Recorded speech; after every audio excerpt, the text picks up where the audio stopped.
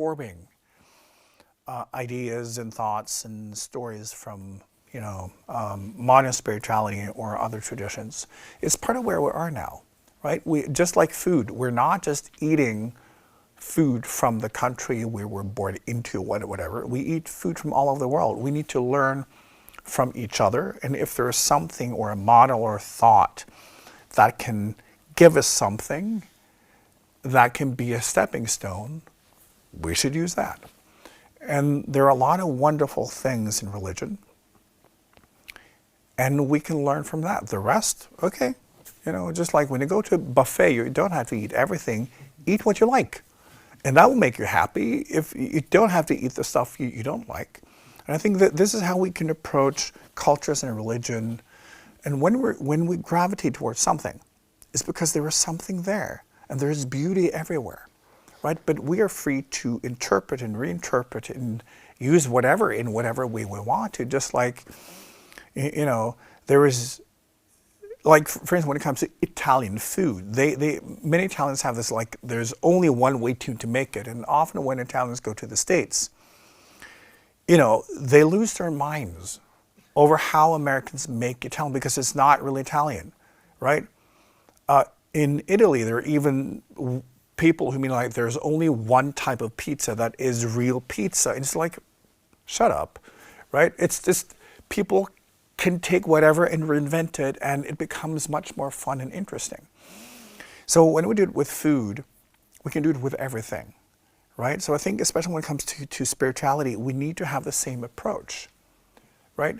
If we find joy in a system, belief system, a way of thinking or whatever, well, that can do something for us. It can help us open up, right? Because just like food, it's not having a dish that's made the right way. It's like, does it make you happy, right? Is it the best meal ever? It doesn't, that's what matters. Are we sharing it with friends? It's not like, is it made the right way, right? So also when it comes to spiritual work, it's so important that we are curious and inquisitive, and that we just like do whatever, right? And look for beauty everywhere. Look for truth everywhere. Even in our own families, sometimes there may be grains of gold, Mm-hmm. Mm-hmm. Well, I grew up with a very old aunt in the family, Elsa, and she was such a fresh wind. And she was 90, and when she died, we really lost that anchor point of something different than being like a family, always similar, and this is the way we do it. So she broke all traditions. And then later in life, I had the joy of inviting friends for Christmas and mixed them with my sons and my husband's sons. And that broke much faster the pattern of our sons being children. They grew up in an evening to a different Christmas, and how that is different to the mind, how we behave when other people are around, not only the parents. I thought that was really interesting pattern that they broke. But this is also interesting, when we include something else in a space that is established, because this is really how evolution works. The environment changes, and especially when we have established environments, because that's always a shock to the system. And then our survival patterns will pull us into whatever we feel or see as beneficial for our own survival in that space. So working that way is always very productive spiritually, and also do that in other spaces in our lives, and really see how can we take whenever we're kind of stuck, include something new in that space, because the brain will not move from that space. It's then making the space move, right? And that will start doing its magic. So we're never stuck, really. We're just repeating. And we can decide that I don't have to. Whenever we bring something new into it, it kind of breaks the whole thing. And sometimes it's fun to see that we can then change and transform so quickly once we just allow ourselves to.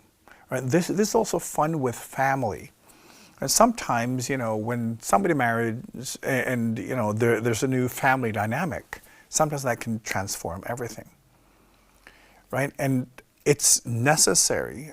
And for instance, today also, it's fun to see, for instance, when, you know, you have people marrying from different cultures, ethnicities, and all that, and see how that can influence a family, right? And that is fun. We all need to kind of break free from all of these old patterns and settings, because you know this is where family goes stale, where we feel I've outgrown my family, because it's basically just repetition, right? But when we bring something in that can, you know, crack that mold, it becomes so much fun. And also see how family members may be forced to change, you know, but really see it as, well, this is a spiritual journey, right? It's also our job to then bring something in when we can see that there's too much repetition.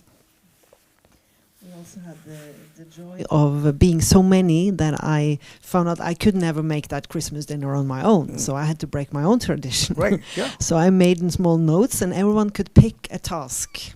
And that, you know, I love community work, and that way of organizing turned the whole day into something completely else. Yeah. So the importance of chores for children, can you talk about that a bit? Yeah, but this is also, as I briefly talked about, it's that programming where kids today believe that the family is responsible, right?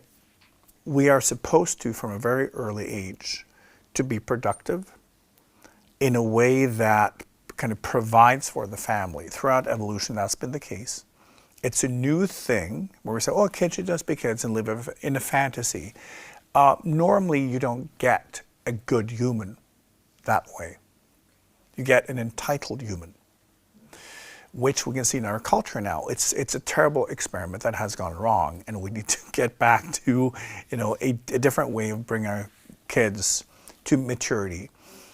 But for kids to have chores and be part of what the family does and connect them to the survival and productivity of the family as a unit is extremely important, because it also creates a sense of value.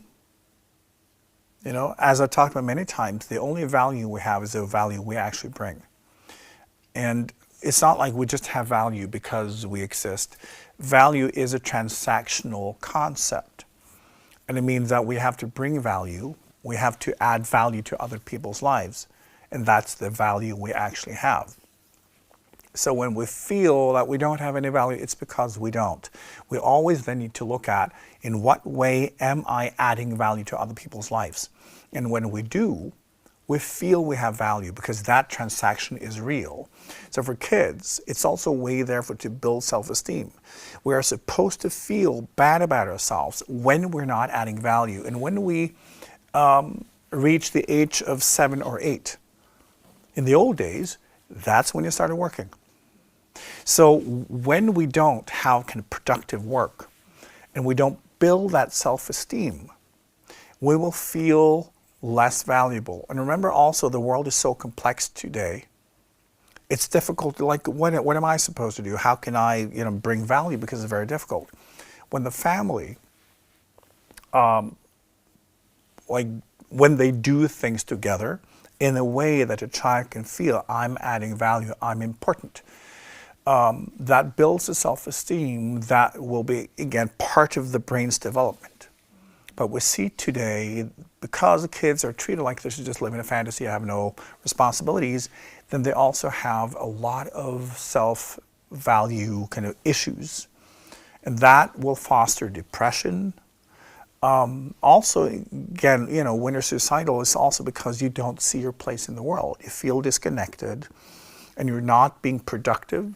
So when you build this in a child, as an adult, they will have, it will be so much easier for them to find ways to add value, to connect with others, to also be there for other people, instead of thinking, oh, what about me? Like, they will see, how can I be there for you?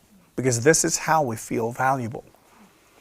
right? So, but kids today, they need to be trained because it's been now for a couple of generations, for the most part in the West, it has been eradicated. So self-worth issues are not a big thing in the rest of the world. You will not find that as much in Africa or Asia or because kids have more responsibilities. They can even be making their parents proud by getting good grades, but they feel they're adding value to their families, right? So this experiment in the West where kids are just do whatever, and be happy, it makes kids unhappy, depressed, and unproductive. It's more difficult to find their place because they're taught that only their good feelings is what they should be looking for because they've been validated whenever they feel good. That's not being productive, right? So kids are then taught behaviors that will lead them to depression and to not take part in society. And you see also so many young people today, they're not really taking part in society. They kind of fall to the wayside because of this, right? So trying to make kids happy and for no reason at all is not unconditional love.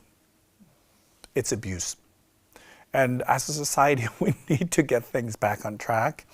I talk a lot with parents about how they can, be smarter in how they bring their kids to maturity and making them successful in life. And this is just one of many aspects of what parents can do. It's important, though, that we understand that the experiment that we've had in the West for the last, 2 generations, it has not worked. We need to go back to more classic values, and we need to educate our kids. We need to make them think and feel, be productive, add value, take responsibility, and not let them just do whatever, because nobody will ever reach happiness that way.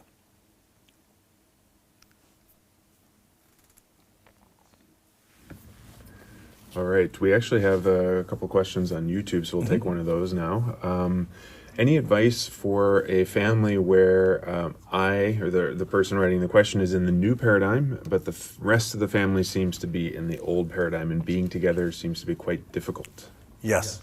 Now, if you experience yourself as the one in the more mature consciousness, then you have the responsibility. Because it's for you then to recognize that you have to let go of your expectations. Back to as we talked about earlier, that we have a tendency to believe that our family owes us something, that they should be responsible for our survival and our well-being, and they're not. So in a higher consciousness, it is expected that you fully take the responsibility for your own journey and your own healing, and to set people free from your own expectations. Meaning that you can see your family members and have absolutely no expectations, no needs, that they're beings, they're people on their own journeys, doing their own thing, trying to figure things out. And you're supposed to be in the state of having let go of your attachments. When you are in a higher state, you're supposed to be able to give them love unconditionally and not react. I talk about reaction a lot because it's such a key to understand the human psyche. But when you decide to not react, they can say and do whatever, and you will just love them. The moment you have an expectation, you think that they are responsible for something in your life, whatever they do, which is different from your expectations, you will react. And families do this a lot, and it's not productive. So if you're in a higher level of consciousness, it's your job to simply see them as free, authentic beings. Your job is to love them no matter what, support them no matter what, be there for them no matter what, and just have no needs whatsoever. Because then you can just be with them, right? Instead of going into these conflicts. And everyone has the right to be where they are. You cannot have spiritual growth by committee, right? It's like where someone is in their journey, their level of consciousness is simply a fact. When we begin to wake up, we stop having opinions about other people and what they do, because they are expressing their level of consciousness and their absolute exact point of evolution, and there's no alternative to that. But you stop judging it, because again, you don't have any expectations. You will only judge when you have an expectation, and that person will behave and express themselves based on their actual point of evolution, although your expectation requires that they are someone else or somewhere else. So when you pull that away, there is nothing to react to, because they are behaving perfectly according to their consciousness and point of evolution. And then it's not a problem at all. And when you can then mirror that, right? When you can be the higher mirror, and this is the thing, the person with the highest consciousness always have the responsibility to be the adult in the room. Think of people seeing themselves in a certain way. We all have stories. We all have definitions. We all live in our own, story.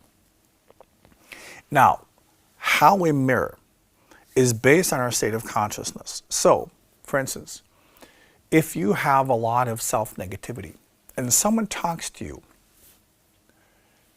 you will amplify the self-negativity because that's what you're filled with, which means that that will be the color that is more visible in you as a mirror. So when someone is then mirroring themselves in you, they will start to feel more self-negativity because that's what they see in the mirror, right? It's basically, think of you standing in front of the mirror and it amplifies your nose, right? It will be 10 times bigger. You will see your nose very clearly. If you have a person obsessed with everything is noses, right? You will see your nose being a lot bigger in that mirror. It's kind of like that. So your state of consciousness, what you're filled with, that will be what you amplify in whatever people are projecting onto you.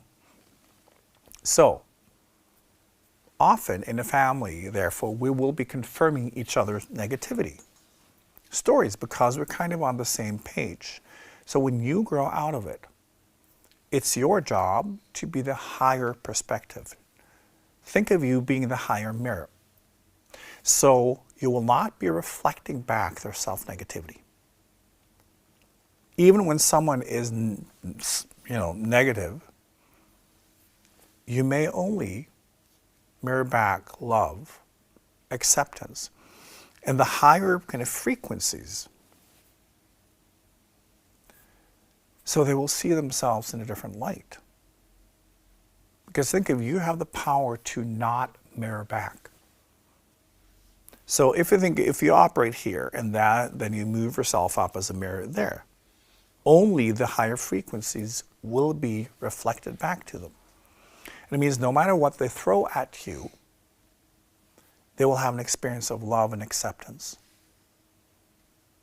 And subconsciously, this will start to influence them. So, if you see yourself as someone in a process of awakening, you have the responsibility. And not just say, well, I'm way past, that level. Well, prove it. And the way you prove it is by being able to be in it without reacting. Because if you react, you're not done with it. This is one of the illusions that many people have in spirituality. They feel, oh, my family is triggering me so much, but I'm in high consciousness. If you're triggered, you're not done with the karma. Because if you were, you would not be triggered, because then there wouldn't be anything there. That's simple. So we want to live in our own illusion about higher consciousness. by not being mirrored in such a way that we're triggered into our own reactions. When we react, there's something there. And we don't want to be reminded of that. So, the proof of us actually having grown past the family karma is the ability to be in the middle of it all and to have no reaction whatsoever, to not be triggered. And whatever people throw at us, we will simply reflect love and acceptance and joy and whatever else. So, that's the homework. Yeah? We have a question in the audience. Yes, so I was wondering if we were to create new relationships and we don't want to recreate our family traumas and our family karma in those new relationships, is this a key to work with? And I do understand that it's impossible to be totally free from it. There will always be a certain amount of the karma in our new relationships as well. But could there be like more of a balance? And Yes. also, do you have any more concrete tips? A lot of them. But, the thing is, as I explained, because of how we are brought up, believing that the family is responsible, right? It's easier to move out of that pattern with other people. Often what we do once we're in a relationship, we define them as family because it feels, and then we transfer that complex onto the relationship. So the trick is, I know this is difficult for people, but don't do that. So it's basically trying to reinvent the concept of family in our relationships, to not kind of copy and paste that because once we do, we're trapped, right? When we're able to look at our family and say, okay, that stays there, and also practice, I'm responsible for my healing, I'm responsible for my needs, other people are responsible for injuring me. That you can bring into your relationship because that's going to happen, right? But then you will not be surprised. You will embrace it, understanding that, with this person, I will be mirrored in new ways. There will be new dynamics. And I will be hurt in new ways, which I want. And then it's my job to heal. And I can also, so to have an active understanding of what's going on and see the potential and aim for that. Because when we don't, when we're passive, the brain will always apply existing patterns and existing templates. But back to the principle that I talk about, we can either wait for the future or we can create it. Once we decide what we want and we train ourselves into new behaviors, we may be able to establish relationships not based on our kind of family templates. Because for most people today, that's harmful. Right? As I say, because we are growing faster, we are trying to grow past the family karma and become someone else than we were in the beginning. Because in the beginning when we incarnate, we're supposed to be kind of shaped by the family. We're kind of growing into the karma, growing into the expressions, and that template. And then, for the journey of this lifetime, hopefully we become someone completely different by the end of it. In the old days, you were supposed to just stay in that space and you would become the spitting image of your parents. Now, we want to move away from that for as much as possible, not just to move away, but to become who we are, beyond the mold, beyond the expectations of others and all of that. But that takes work because we can't just run away, which is often what we do when we're immature. We recognize there's something in me, I'm not this, and then we run away. But then we're not dealing with the karma, so it's not growth. And you see that a lot with people who are just like, oh, I don't want to be with my family. And they turn out to be narcissistic assholes because they are running away from every relationship, showing them what they need to work on. Right? What people also bring into a relationship today, oh, I want to be appreciated. No, that's not what a relationship is for. It's to show you that there's room for improvement and then working with someone to achieve that. Right? That's how we grow together, in functional relationships. As hopefully you all know, it's a workplace, and there's work, and then there's more work, and is always being shown room for improvement. This is what it is.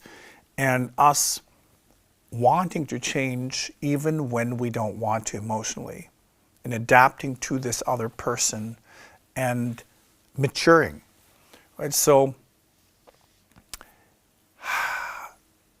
relationships today can offer enormous growth. And we have to see that life journey as us trying to accelerate our growth. But then we need to change, we need to adapt, and we can't just continue, we can't just repeat. So every relationship, every space should be a complete reinvention. And really try to see okay, what's the mirror here? What can I develop in myself? And who may I become that is more authentic? So working with family today it's not just one thing. It's not just, your biological family or the family that you grew up in. There's all these spaces that offer kind of intimate work, intimate mirroring, to both present us with injury and healing. And learning to heal, learning to become a healing person, and apply healing to ourselves and then become a healing presence to others. That is such a gift, right? We have to learn to get past ourselves and our own addiction to suffering, and learning to heal for real. And it's not even difficult. Healing, the essence of healing is us letting go of our own version and embracing the version that is closer to reality. Now, the thing is that, also part of what's going on in families, because in the human genome, we have a sense of hierarchy.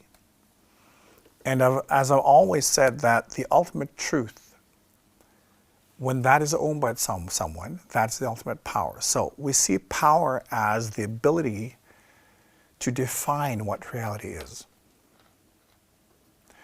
And also being able to then decide the outcome of other people's behaviors and actions based on our own sense of reality. That is what power is.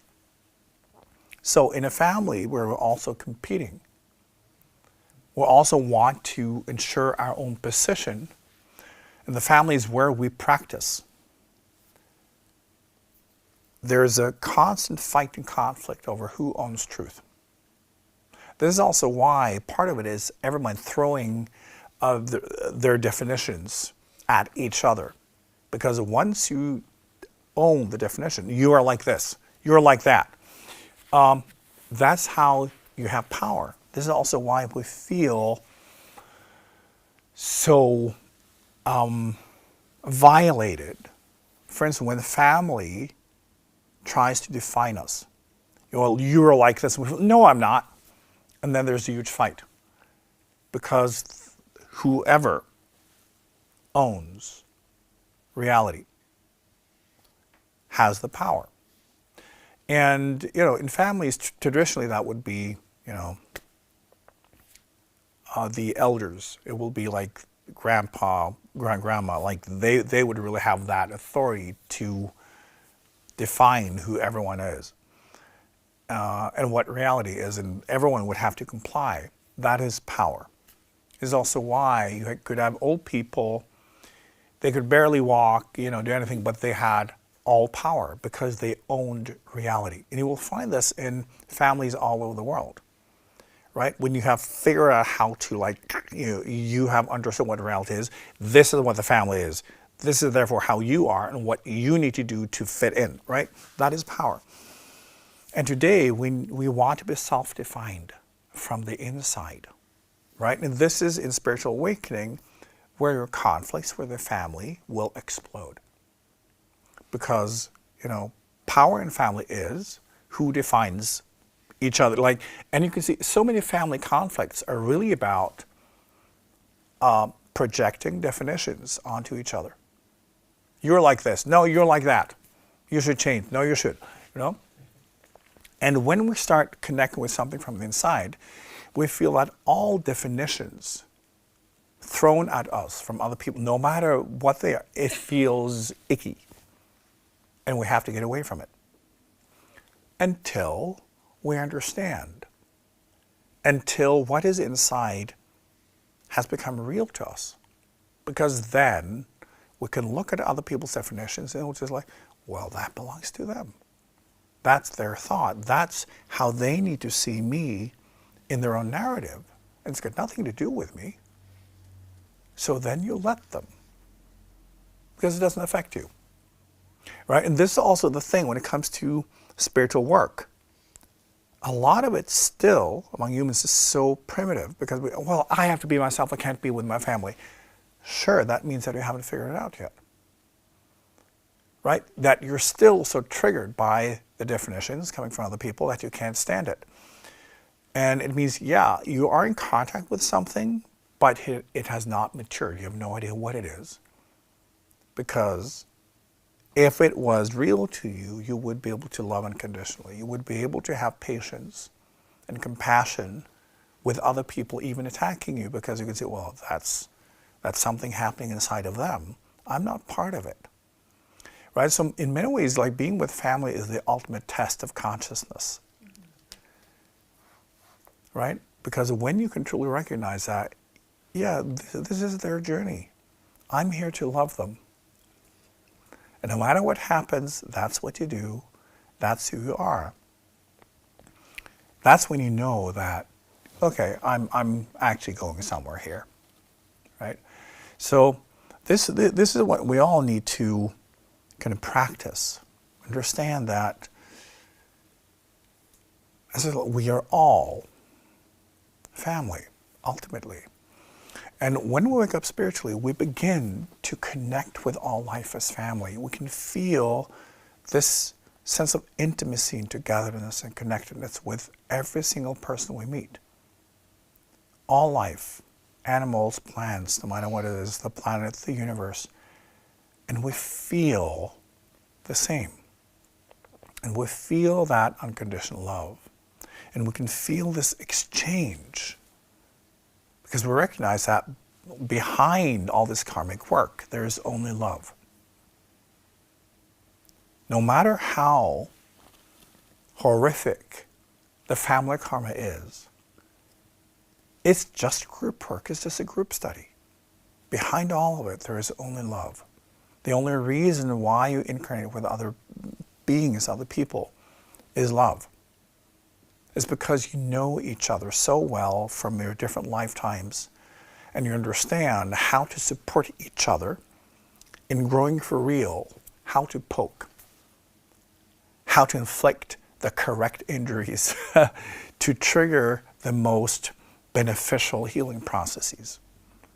There is only love. So, back to how we define each other based on how we react and all of that.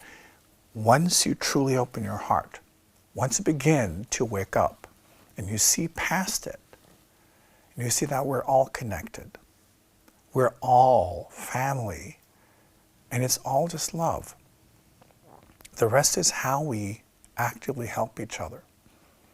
So for this Christmas and these holidays, try to connect with the universal family of consciousness. Seeing that we're all the same. We're all cells in the same body of oneness. We're all God trying to experience itself. And try to see other people like that. Try to see their journeys. Try to see where they are in their evolution. And try to have an active experience of connecting to all life. So treat everyone as family, because ultimately they are. Try to support everyone because they need it. Try to always mirror back the highest potential. See the expressions of pain, see the expressions of the frustration of not being able to play the piano the right way, and love them. Always try to mirror the acceptance of the love and the encouragement for whatever they're trying to figure out. Right? Because ultimately that's what we should do in a family. That's what we'll learn when we're wise. Often when we have grandkids, we're a little wiser than we were with our own kids. And seeing them as beings, seeing how they are unfolding, what's inside of them, like the person that is about to become, someone in their own right, and encouraging that.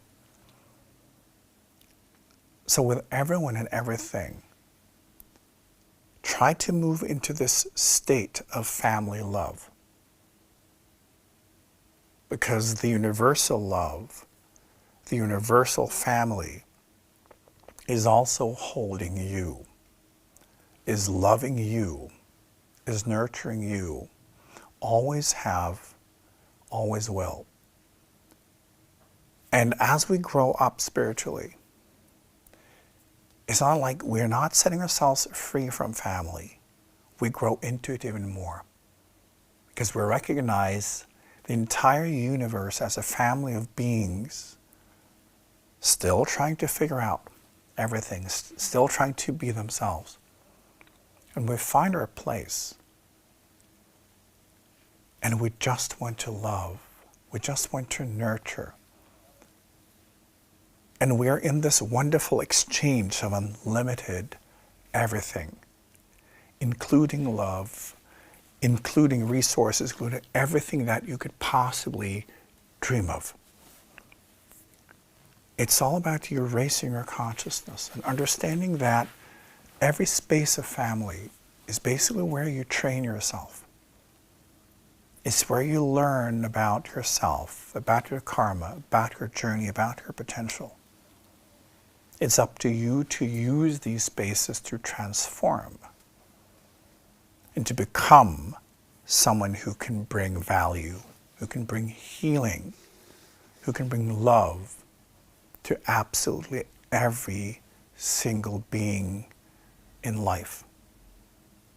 So every space of family, they're all trying to train you for you to reach the highest potential in this life, to reach the highest consciousness available to you, and for you to give back, and for you to then nurture the love and potential in others. So focus on this holiday. And experience everything as this wonderful exchange of love. Everyone's family. Everyone's learning. And everyone's God just trying to figure out itself.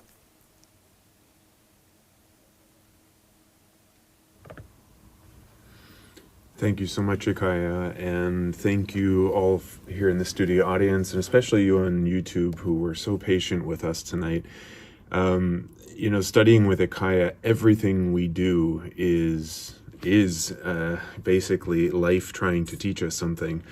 And tonight, the lesson that I want to give to you is keep your software updated, which means basically, keep your mind open, keep your version, your story about yourself and your life, keep updating it. because otherwise it's going to get out of date and cause some major problems with your operating system. And so with that, we say thank you so much again for joining us for IKYA Live throughout this entire year in 2024. We wish you a beautiful holiday season, walking your own path, but also taking all this beautiful teaching that IKYA has given us tonight to really lift and love our families, our friends, our communities, and our whole world as we go through this holiday season. We wish you a beautiful time and look forward to seeing you in 2025. Our next episode of IKYA Live is on the 20th of January. Until then, be well and celebrate.